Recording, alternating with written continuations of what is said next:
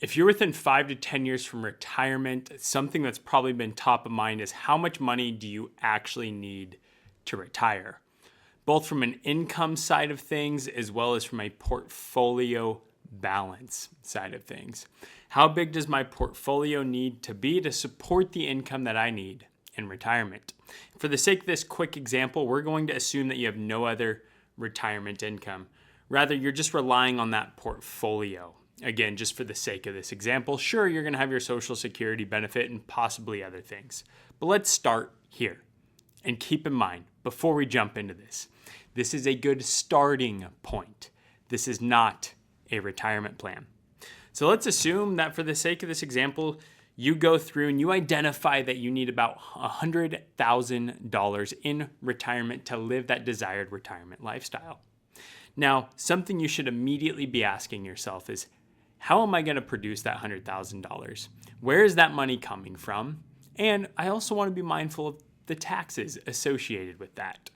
Let's just keep taxes aside for now. That $100,000, let's assume that we're invested in such a way where we can reasonably pull out 5% in retirement. So if we do the quick math here, if we take our $100,000 need and we assume that we can get 5% on our investments, we see here that we will need about a $2 million portfolio to support that $100,000 per year. Now, what if we need $120,000 in retirement? And instead of 5%, we think that we can reasonably pull out 4.5%. Well, we'll need about $2.6 million. Maybe you're slightly more conservative in this example. Let's take $200,000. What if our income need in retirement is $200,000 and we figure we can pull out 5.5%? Well, we can see here that we'll need about $3.6 million. And so this is a great starting point. Going through and identifying how much income do I have today? What are my expected retirement expenses?